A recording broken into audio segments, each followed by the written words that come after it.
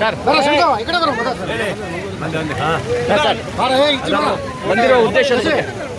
ಬಂದಿರುವ ಉದ್ದೇಶದ ಬಗ್ಗೆ ಸರ್ ನೋಡಿ, ಸುಮಾರು 5 ವರ್ಷಗಳ ನಂತರ ನಮ್ಮ ಡ್ಯಾಮ್ ಇವತ್ತು ತುಂಬಿದೆ. ಖುಷಿಯಾಗಿದೆ. ಮಳೆ ಸರಿ ತುಂಬ ಬಂದಿದ್ದರಿಂದ ಖುಷಿಯಾಗಿದೆ.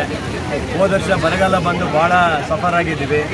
ಈ ಸರಿ ಈ ಮಳೆ ನೋಡಿ ಖುಷಿಯಾಗಿ ಇವತ್ತು ಡ್ಯಾಮ್ ನೀರು ಬಿಟ್ಟಿದ್ದೀವಿ. ಈ ಸರಿ ಈಗ 5 ಗೇಟ್ ಓಪನ್ ಮಾಡಿದ್ದೀವಿ.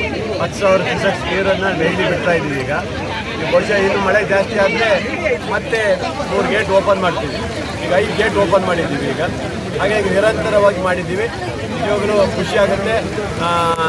ಶರಾವತಿ ನದಿಗೆ ನಾವು ಅರ್ಪಣೆ ಮಾಡಿದ್ದೀವಿ. ತುಂಬ ಖುಷಿ ಆಗ್ತಾ ಇದೆ ಸರ್.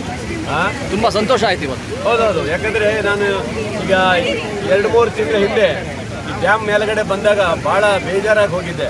ಡ್ಯಾಮಲ್ಲಿ ಸ್ವಲ್ಪನೂ ನೀರಿರಲಿಲ್ಲ, ಎಲ್ಲ ಸಣ್ಣ ಗುಂಡಿ ಥರ ಇತ್ತು. ಇವತ್ತು ಫುಲ್ಲಾಗಿರೋದು ನೋಡಿದಾಗ ಖುಷಿಯಾಗಿದೆ. ಇಡೀ ನಮ್ಮ ರಾಜ್ಯದ ಜನರಿಗೆ ಕರೆಂಟ್ ಕೊಡುವಂಥ ಒಂದು ಯೋಜನೆಗೆ ಖುಷಿ ಸಿಕ್ಕಿದೆ. ಖುಷಿಯಾಗಿದೆ.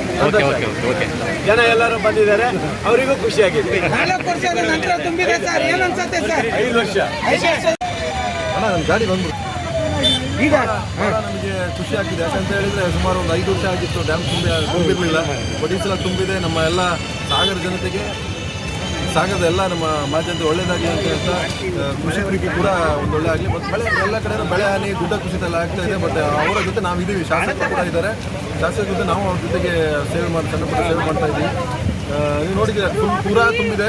ಭಾಳ ಖುಷಿ ಆಗ್ತಿದೆ. ನಮಗೆ ಈಗ ನೆನೀತಾ ಇದ್ರು ಕೂಡ ನಮಗೆ ಹುಮ್ಮಸ್ಸಿದೆ. ಯಾಕೆ ಅಂತ ಹೇಳಿದರೆ ನಮ್ಮ ತಾಲೂಕಿನ ಒಂದು ಶರಾವತಿ ಒಂದು ಡ್ಯಾಮ್ ಏನಿದೆ ಈ ರೀತಿ ತುಂಬಿದ್ದೆಲ್ಲ ಭಾಳ ಖುಷಿ ಆಗ್ತಿದೆ ಮತ್ತು ಹೆಮ್ಮೆ ಇದೆ. ನಮಗೆ ಒಂದು ಶುಭ ಸೂಚನೆ ಅಂತಲೇ ಹೇಳ್ಬೋದು. ಯಾಕಂತ ಹೇಳಿದರೆ ನಮ್ಮ ತಾಲೂಕಿಗೆ ಒಂದು ಅಭಿವೃದ್ಧಿಯಾಗಿರ್ಬೋದು, ಶ್ರೇಯಸ್ಸು ಟೋಟಲ್ ನಮ್ಮದು ಅಂತ ನಮ್ಮ ತಾಲೂಕು ಸಾಗರ ತಾಲೂಕು ಬರುತ್ತೆ. ಒಳ್ಳೆಯದಾಗಲಿ, ಎಲ್ಲರಿಗೂ ಒಳ್ಳೆಯದಾಗಲಿ. ಧನ್ಯವಾದ.